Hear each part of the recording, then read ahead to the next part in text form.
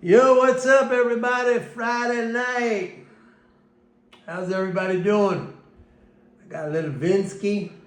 That's wine for those of you who aren't familiar with my lingo. Vinsky. All right, let's start off with the bond crisis, the credit crisis. 10-year yield today at 4.39, so right there in the Fed's range. I've been talking a lot about Powell. Yesterday I talked about, yesterday I was over at the marina, right? Actually, after I signed off on my video to you guys, I didn't stay very long. Not a lot was going on. They were doing some karaoke. Karaoke used to be my thing, everybody. Like, for a long time, I was big into karaoke, and my big song, which brought the house down, was My Way. I'll do it my way. Used to bring the house down, but I don't really do karaoke. I might go back. Maybe I'll go back and do it. All right, the bond crisis, everybody. 439. Whoa. Moody's downgrade. I saw a friend of mine sent me an interesting little, I guess it was a graphic, which now showed the difference of, on credit default swaps. Credit default swaps are instruments that you can, bet on, which I guess not predict, but are bets on the default possibility on certain instruments. And so he sent me a graphic, and again, I don't do graphics on the channel. Maybe I'm going to start doing that soon again. I used to do it. I had a different camera. Now I just film this on my iPhone. But he sent me this. And it had countries like Italy, it had countries like Greece, it had countries like Spain and Germany and all these countries. And the highest risk based on, the pricing of these credit default swaps was the United States tied with Greece.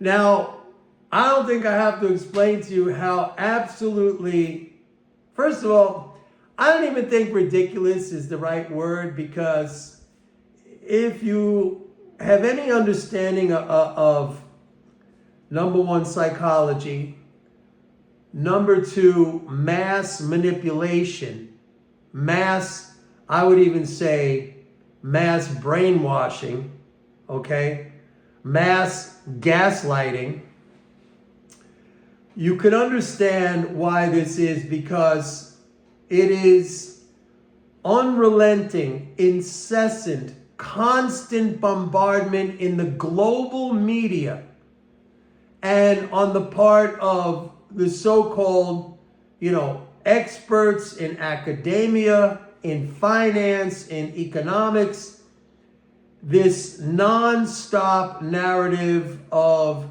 the United States debt. And it's some kind of time bomb. We just had another thing with this, goofball Ray Dalio. We're getting there. We're getting to that, the red line. I mean, he's been saying this for as long as I can remember. I did a lot of videos on Dalio, and I'm still, to this day, I'm just like completely baffled how this guy succeeded to the degree that he did. All right, like, who gave him, I think at one time he was managing like almost 200 billion. Now, I understand why he's rich, because if you manage 200 billion in a hedge fund, you automatically get a 2% management fee, which right there is $4 billion. And then you get 20% of the profits. So, even if he made 1%, okay, that's another 400 million, almost 500 million. So, I understand that. I don't even want to talk about that. But, this belief that the United States Treasury securities carry the same risk, because that is implied in the credit default swaps, the pricing of credit default swaps, that they carry the same risk as Greece or Italy, is absolutely insane. And I've said many times, at least when it relates to monetarism, it's a kind of a mental illness. Okay, it's a kind of a mental illness.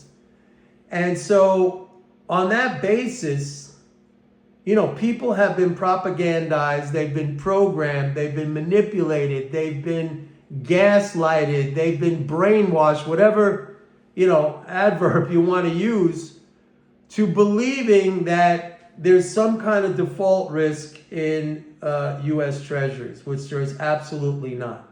And there is infinite default risk for Greece or Italy or Spain or even Germany for that matter, because they're no longer currency issuers. If at any time the ECB, which is kind of like the de facto monetary authority or fiscal authority for the euro area, if the ECB said, that's it, you know, we're not going to step in to support any of these sovereign, you know, bond markets, they're done. They're finished. They're toast. Okay? They literally do need to borrow. But the ECB facilitates that. Anyway, I'm not going to get into a big thing on this.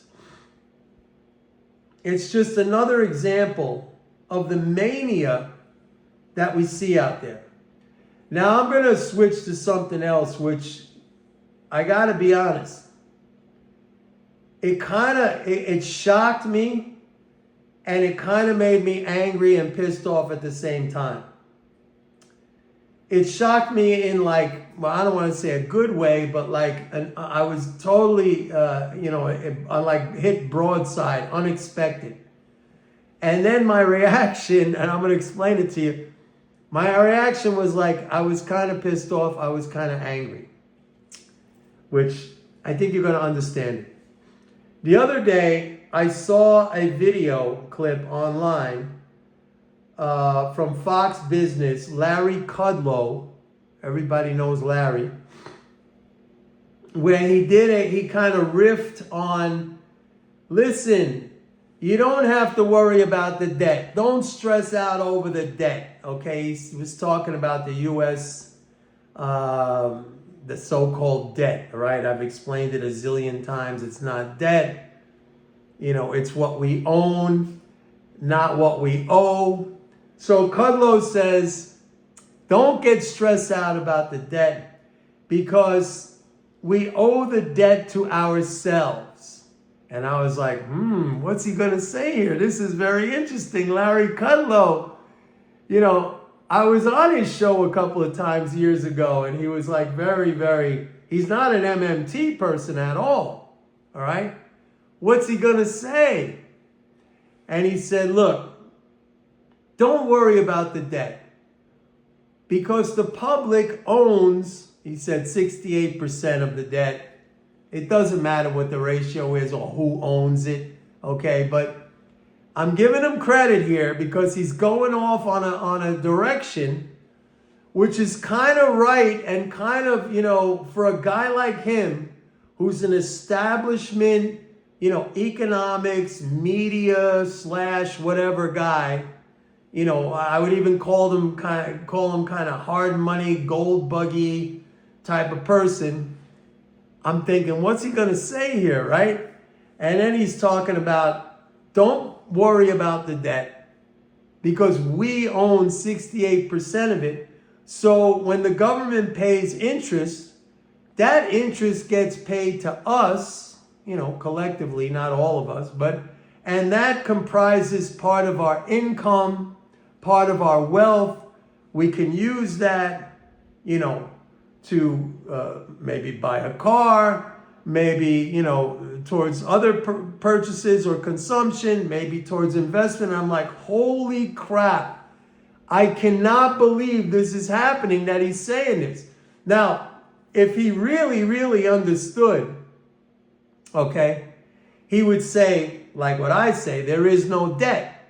That's just all the spending that the federal government has done since its inception in 1776, minus what has been taken away from taxation. That is the stock of dollars in existence in the world globally, all right, that we own.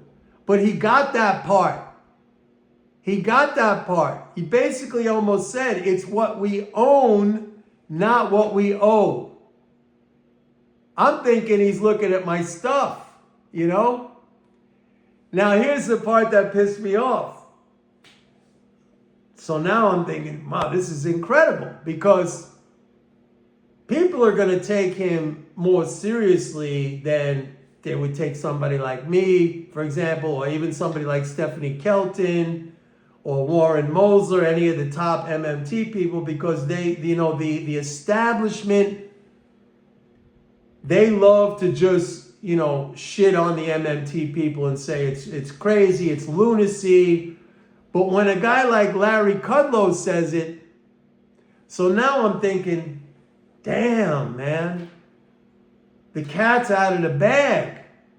Like, I don't want these people to know the truth, because the truth will eliminate my edge. My understanding is way over there, so I can see when they react in a way that is not consistent with the reality. And so if they start to understand this stuff, thanks to Larry Kudlow, that takes away my edge. And I don't want that to happen. You know what I'm saying? So, it pissed me off. It really did. And I was kind of shocked at my own reaction, because on the one hand, I wanted to be, happy. I've been, talking about and educating people on MMT concepts for 25 years, and frustrated a lot, as you know, because I make these videos and I talk about it. There's been a lot of frustration on my part that why can't they understand this? Why can't they see this? It's just logical, all right?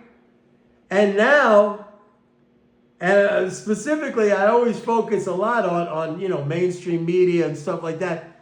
And now we get a guy from mainstream media, from mainstream economics, who's like,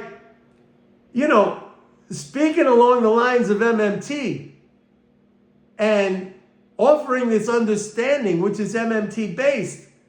And my reaction was, damn, that pisses me off. You see what I'm saying? So yeah, it was crazy. And I couldn't believe it.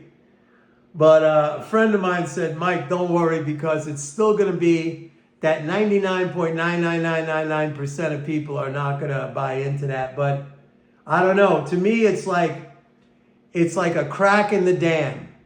If the dam represented the establishment and the mainstream belief about debt and deficits and all that, Larry Kudlow's riff the other day, and you can look this up, by the way, again, I don't post this stuff on my videos, but if you Google Larry Kudlow,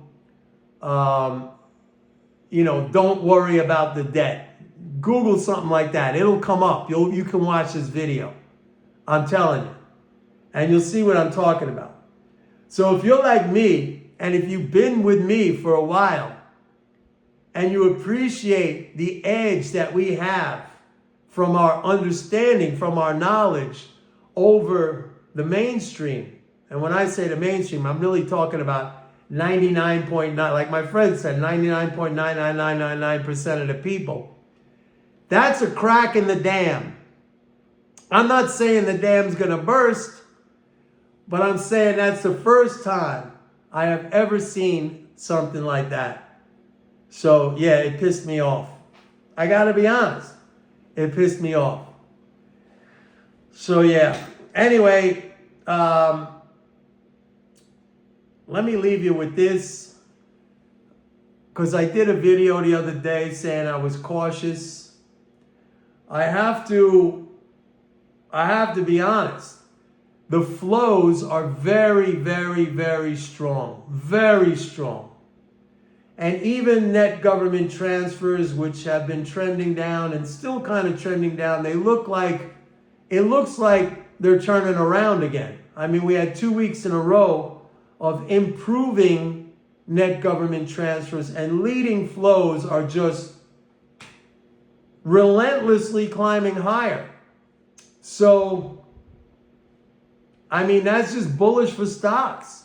And the only reason we're getting these little corrections, and they are little and very fleeting, is because we still have this situation with reserve buildups because of the debt ceiling. And every time, like we just had today, first of the month payments, I think we have a little bit more coming in on Monday. You had a little bit of a correction. That's it. I mean, as long as these leading flows stay as strong, and I thought we'd start to see some slowdown, some contraction in that from the tariffs. I mean, the tariffs are still impacting, but not enough to offset the leading flows. So, I mean, this is just saying that the market's going to make a new all-time highs, unless something changes, and I don't see it right now. Maybe it'll come with the budget, with the new budget bill, but I mean, I don't even think that doesn't even hit until October. So, I mean, it's relentless, strong, powerful leading flows. Anyway, that's it for tonight. I'm going to have a little bit of my Vinsky. And enjoy the weekend, everybody. Don't forget, please like and subscribe. And go to my website, pitbulleconomics.com. Sign up for a 30-day free trial to MMT Trader. I'll see you. Bye.